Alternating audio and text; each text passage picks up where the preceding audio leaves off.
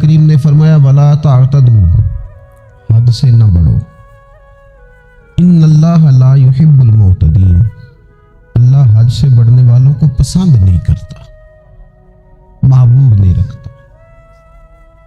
اللہ تبارک و تعالی ان لوگوں کو پسند نہیں فرماتا جو اعتدال کا رستہ چھوڑ جاتے ہیں۔ بعض لوگوں کی یہ طبیعت ہوتی ہے کہ وہ اپنی مزاج کے لحاظ سے ہی کبھی اس پلڑے میں جھک جاتے ہیں، کبھی اس پلڑے میں جھک جاتے ہیں۔ کسی سے دوستی ہوئی تو پھر اس قدر زیادہ ہوئی کہ غلو کا شکار ہو گئے، جان بھی حاضر، مال بھی حاضر، سارا کچھ ہی تو ہے، گھر کی باتیں بھی بتا لی، باہر کی بھی بتا لی، کاروبار کی بھی بتا لی، سب اسی کے نام کر دیا۔ لیکن جب اس شخص کے ساتھ اختلاف ہوا تو پھر دوست تو دور کی بات، اسے انسان ماننے سے بھی معاذ اللہ انکاری ہو گئے۔ تو یہ شدت ہے، یہ تناؤ ہے مزاج کا، اس سے انسان کا اخلاقی حسن ضائع ہوتا ہے، اس سے جو انسان کی انسانی خوبصورتی ہے وہ چلی جاتی ہے۔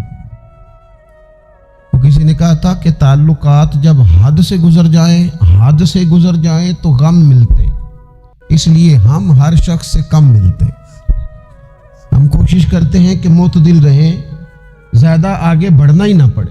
نبی پاک صلی اللہ تعالی علیہ وآلہ وسلم نے ہمیں معتدل دین دیا ہے، اعتدال والا، درمیانہ، اور فرمایا بہترین رستہ درمیانہ رستہ ہے۔ اور نبی پاک علیہ الصلوۃ والسلام نے فرمایا جو درمیانی چال چلتا ہے وہ کبھی تنگ نہیں ہوتا، جو اعتدال کا رستہ اختیار کرتا ہے تکلیف میں نہیں آتا۔ معتدل چلنے والے لوگ جو ہوتے ہیں ان کا بیلنس ہمیشہ ٹھیک رہتا ہے، ان بیلنس نہیں ہوتے۔ تو معتدل زندگی گزاریں، اعتدال پسند بنیں، چیزوں میں شدت نہ لائیں۔ نبی پاک علیہ الصلوۃ والسلام نے فرمایا دین میں بھی غلو نہ کرو، فرمایا تم سے پہلے لوگ غلو کی وجہ سے ہلاک ہو گئے۔ کچھ لوگ غلو کرتے ہیں، چھوڑ دیا جی میں نے سارا کچھ، میرا کوئی تعلق نہیں جی، میں نے نہیں بیاہ کرانا، میرا شادی سے کیا لینا دینا، میں نے گھر چھوڑ دیا جی، اب میں نے بس تسبیحیں ڈال لی ہیں گلے میں جی، میں اب بس مسجد میں ہی ہوں جی، میں فلانی جگہ۔ دین تو اس کو پسند ہی نہیں کرتا، یہ تو حقوق سے بھاگنے والی بات ہے، شریعت تو اس کو سپورٹ ہی نہیں کرتی۔ اور میں نہ جناب چھوڑ دیا جی میں کچھ نہیں کھاتا جی، بس میں تو روزہ رکھتا ہوں ہر روز، ساری رات اللہ اللہ کرتا ہوں، اس کو پسند نہیں کرتا دین اسلام۔ آپ کو معتدل رہنے کا کہا گیا ہے۔ وہ جو رہبانیت اختیار کر لی تھی یہودیوں نے، عیسائیوں نے، غاروں میں چلے گئے، نکل گئے جنگلوں میں، تو حضور نے فرمایا میرے دین میں کوئی رہبانیت نہیں ہے۔ دین تو کہتا ہے کہ آپ روٹین کے کام کریں، روٹین کے، اور روٹین کے کام ہی صحیح کر کے کریں، اسی میں آپ کو اللہ کی رضا نصیب ہو جائے گی۔ لیکن حضور نے فرمایا جو محنت کر کے روزی کمانے والا اللہ کا دوست ہے، سچا تاجر جو ہوگا اسے اللہ قیامت کے دن نبیوں کے ساتھ جگہ عطا فرمائے گا۔ تو نبی پاک علیہ الصلوۃ والسلام نے تو سپورٹ کر دی، فرمایا جو تو کام کر رہا ہے یہی کرتے کرتے تجھے اللہ کا قرب نصیب ہو جائے، اسی کو صحیح کر کے کر۔ یہ جو غلو ہے، یہ جو شدت پسندی ہے، اسے منع کیا۔ نبی پاک علیہ الصلوۃ والسلام کے گھر میں 3 صحابہ کرام علیہم رضوان تشریف لے گئے۔ انہوں نے جا کے نبی پاک علیہ الصلوۃ والسلام کی عبادت کا حال پوچھا۔ چند صحابہ گئے تو ازواج مطہرات نے ارشاد فرمایا کہ محبوب گھر تشریف لاتے ہیں، کچھ وقت آرام کرتے ہیں، کچھ وقت ہمیں دیتے ہیں، کچھ وقت عبادت میں گزارتے ہیں۔ وہ تو گئے تھے جا کے یہ معلومات کریں گے اوہو کہ سرور کائنات تو ساری رات اپنے رب کو یاد کرتے ہیں۔ صحابہ کرام علیہم رضوان نے نبی پاک علیہ السلام کے احوال شریفہ سنے تو وہ کہنے لگے کہ نبی پاک کے صدقے تو اللہ اگلے پچھلوں کو معاف کرے گا، حضور تو محبوب ہیں۔ یہ سن کے اب انہوں نے اپنے دل میں جو ارادہ کیا، کہنے لگے محبوب تو وراء الورا ہیں، لیکن ہم چونکہ گناہگار لوگ ہیں، عام آدمی ہیں، ہم اس طرح کریں گے کہ ہم ساری رات اللہ کی عبادت کریں گے۔ حضور تو محبوب ہے نا، چلو کچھ دیر آرام بھی کرتے ہیں، ہم ساری رات عبادت کریں۔ ایک نے کہا کہ بھائی میں تو ہر روز روزہ رکھا کروں گا نفلی۔ تیسرے نے کہا میں شادی نہیں کروں گا، میں ایسے ہی وقت گزاروں گا، تجرد کی زندگی گزاروں گا۔ رسول پاک علیہ السلام کو جب اس بات کی خبر پہنچی تو پتہ حضور نے تبصرہ کیا قربان جائیں، کیا انداز ہے گفتگو کا۔ محبوب فرمانے لگے یہ میں نے کیا سنا ہے کہ میں شادی نہیں کروں گا اور میں ہر روز روزہ رکھوں گا اور میں ساری رات ہی نفل پڑھوں گا، آرام ہی نہیں کروں گا۔ محبوب فرمانے لگے میں تم سب سے زیادہ اللہ کو جانتا ہوں اور میں تم سب سے زیادہ رب سے ڈرتا ہوں۔ حضور فرمانے لگے میں نے تو شادیاں بھی کی ہیں، میرے تو بچے بھی ہیں۔ حضور فرمانے لگے میں تو روزہ بھی رکھتا ہوں اور میں تو نفلی روزے چھوڑتا بھی ہوں۔ محبوب کریم علیہ الصلوۃ والسلام فرمانے لگے میں تو رات کو عبادت بھی کرتا ہوں اور آرام بھی کرتا ہوں۔ اللہ کے رسول صلی اللہ تعالیٰ علیہ وسلم ارشاد فرماتے فرماتے بات کہاں تک لے گئے؟ حضور فرمانے لگے اپنے یہ سارے طریقے، اپنی یہ سنت حضور بیان کر کے کہنے لگے سن لو بھائی، جس نے میری سنت سے منہ موڑا اس کا مجھ سے تعلق ہی کوئی نہیں، میرے طریقے پہ چلو، جو میں تمہارے لیے اسوہ چھوڑ کے جا رہا ہوں اس اسوے کو اپناؤ، اس طریقہ مبارکہ پر عمل کرو۔ اعتدال۔ حضرت عبداللہ ابن مسعود رضی اللہ تعالیٰ عنہ سے لوگوں نے کہا تھا ہمارا دل کرتا ہے اب روز واز کریں، روز تقریر کریں، ہم روز سنیں، تو آپ فرمانے لگے نہیں، ہفتے میں 3 دن بات کروں گا، اتنی بات کریں گے جو معتدل رہے، جو حد سے زیادہ نہ بڑھے۔ وہ ہمارے نبی پاک صلی اللہ تعالیٰ علیہ وسلم نے مومن کی شان پتہ کیا بیان کی؟ فرمایا کافر اور منافق 7 آنتوں سے کھاتا ہے اور مومن 1 سے کھاتا ہے۔ اتنا فرق ہے کافر منافق کے کھانے میں اور مسلمان کے کھانے میں۔ 6 گنا کم روٹی کھاتا ہے مسلمان، 6 گنا کم۔ حضرت عمر فاروق ملک شام میں حضرت ابو عبیدہ بن جراح سے ملنے کے لیے گئے تو کہنے لگے اتنی دور سے آیا ہوں، شپا سالار روٹی تو کھلا۔ انہوں نے اپنے بیگ سے رات کا خشک ٹکڑا کھانے کا نکالا اور پانی کا پیالہ دے کے کہنے لگے عمر یہ لو کھا لو۔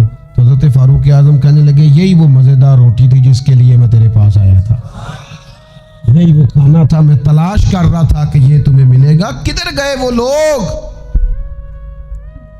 جو رات کے کھانے میں فریج بھی نہیں ہوتی تھی، رات کے کھانے میں تھوڑا پانی ڈال دیا اماں نے، اس کو 3-4 دفعہ ابال لیا، رات کی روٹیوں میں تھوڑا سا پانی اور تھوڑا سا گھی، پورا گھی نہیں، تھوڑا سا پانی اور تھوڑا سا گھی، اور ساتھ دادی نانی یہ بھی کہہ رہی ہے کہ یہ پانی سے ذرا نرم ہو جائے گی روٹی، اور پھر وہ کھانا کھایا جا رہا ہے۔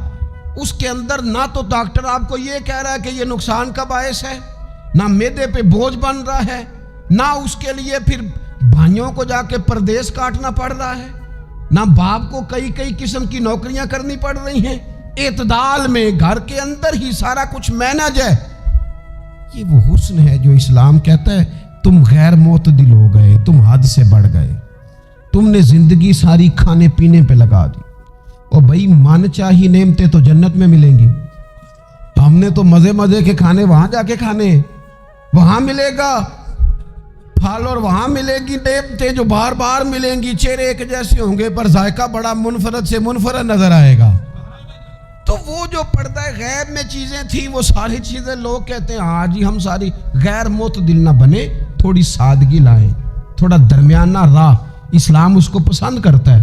نبی پاک علیہ السلام کی بارگاہ میں ایک مہمان آیا، ابھی وہ مسلمان نہیں تھا، تو محبوب نے فرمایا ایک بکری کا دودھ دھو کے اسے پلا دو۔ ایک بکری کا دودھ دھویا گیا، پلایا گیا، پھر دوسری کا دودھ دھویا گیا، پلایا گیا، پھر تیسری کا، وہ 7 بکریوں کا دودھ پی گیا۔ صبح اللہ نے توفیق دی اور وہ کلمہ پڑھ گیا۔ اب نبی پاک علیہ السلام نے فرمایا اسے بکری کا دودھ دھو کے پلاؤ۔ ایک بکری کا دودھ پیا، دوسری کا پی نہ سکا، رات 7 کا پی گیا تھا۔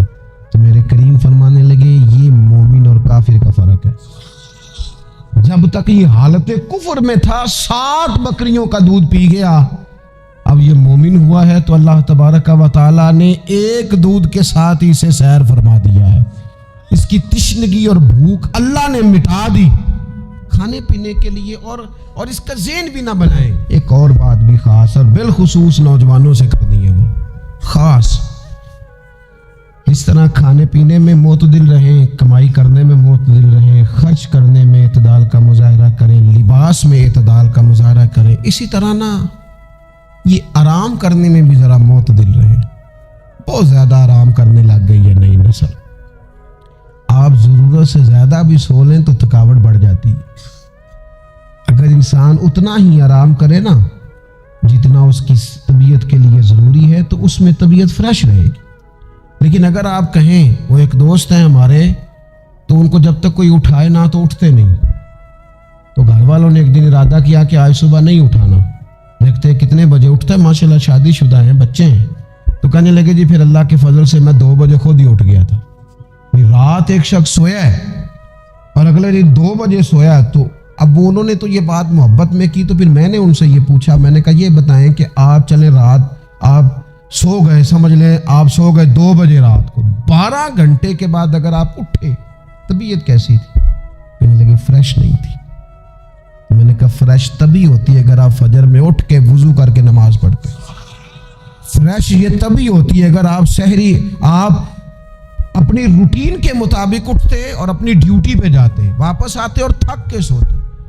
بہت زیادہ آرام پسندی, اور جب سے یہ ساتھ موبائل اٹیچ ہوا ہے, ایک کونا مل جائے, ایک تکیہ مل جائے, اور موبائل کی بیٹری موجود ہو اور سروسز اس کی ساری ٹھیک ہو, پھر ہمیں آواز کوئی نہ دے.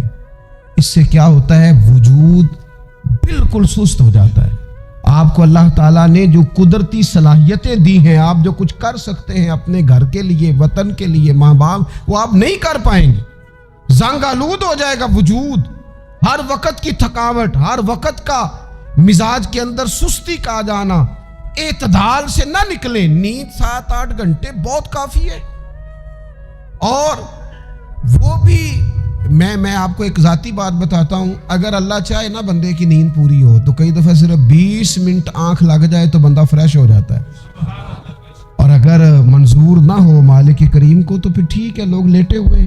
اللہ کے پیارے رسول صلی اللہ تعالی علیہ وسلم نا بہت زیادہ آرام طلبی کو پسند نہیں کرتے. مسلسل جد و جہد, گھر آئے کچھ دیر آرام کیا, نماز شروع کر لی, حضور تہجد میں اٹھ گئے, پھر حضور فجر میں اٹھ گئے, دوپہر میں تھوڑا سا آرام فرماتے تاکہ رات کو بیدار رہنا آسان ہو. لیکن بہت آرام پسندی. ہمارے حضرت صاحب فرمایا کرتے تھے زمین کے اوپر کام, نیچے جا کے آرام. وہ کسی نے کہا تھا جاگنا ہے جاگ لے افلاک کے سائے تلے, پھر تو حشر تک سوتا رہے گا خاک کے سائے تلے. سونا ہی ہے نا, مرنے سے لے کر قیامت تک سونا ہے نا, تو اب تو جاگنے کا وقت ہے. نبی پاک صلی اللہ تعالیٰ علیہ وسلم نے حضرت معاذ ابن جبل رضی اللہ تعالیٰ عنہ کو یمن کا گورنر بنا کے بھیجا تو نصیحت فرمائی. حضور علیہ الصلوۃ والسلام نے فرمایا تھا تمہیں گورنر بنا کے بھیج رہا ہوں, عیش کوشی سے بچنا. حضور فرمانے لگے اللہ کے بندے آرام طلب نہیں ہوتے, رب کے بندے تو محنت کرنے والے ہوتے, جد و جہد. وہاں جا کے عیش کوشی سے بچنا, یہ مسند امام احمد بن حنبل میں موجود ہے. یہ جو آرام ہے نا, ہمیں بلائے کوئی نہ, آواز کوئی نہ دے, وہاں مرضی سے اب تو چھٹی ہے جی, اب تو میں نے سویرے اٹھنا ہی نہیں. او بھائی ڈھیر سارے کام ہیں جو چھٹی والے دن کرنے کے, ڈھیر ساری ذمہ داریاں ہیں جو چھٹی والے دن پوری کرنے کی. اپنی زندگی سے اپنے وجود سے کچھ نفع لیں, ایسا نہ ہو کہ یہ بیکار ہو جائے. لیکن اگر زندگی صرف اور صرف کھانے پینے میں, لباس پہننے میں اور باتیں کرنے میں لگ جائے تو پھر تو آپ بیکار ہو جائیں گے.